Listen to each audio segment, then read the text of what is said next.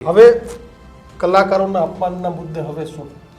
કલાકારોના અપમાનના મુદ્દે હું એટલું ચોક્કસ કહીશ કે સરકારે ખરેખર આવા કલાકારોનું ધ્યાન રાખવું જોઈએ.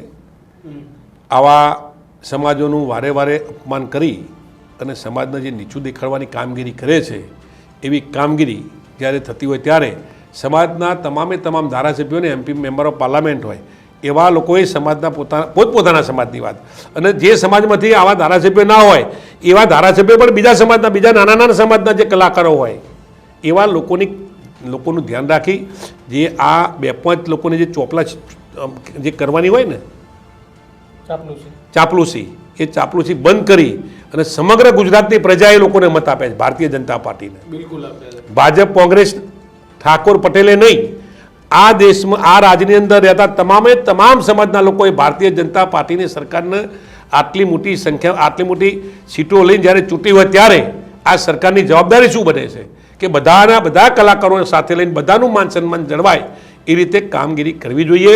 પણ અહીં આગળ જૂથવાદ ચાલે છે. આ જૂથવાદની અંદર આ જૂથવાદના જે 10 જણની જે રિંગ બનેલી છે એ રિંગની અંદર કોઈ આવવું ન જોઈએ. બીજા બધા બહાર રહેવા જોઈએ. આ 10 જ જણા સરકારના પૈસા કમાવા જોઈએ, બીજાને કમાવા ન મળે એનું આયોજન કલાકારો કરે છે કે કલાકારોની કોઈને જવાબદારી સોંપવામાં આવે છે એ લોકો કરે છે કે સરકારમાં બેઠેલા અમુક ચોક્કસ લોકો જ કરે છે. બરાબર, એની તપાસ કરવી.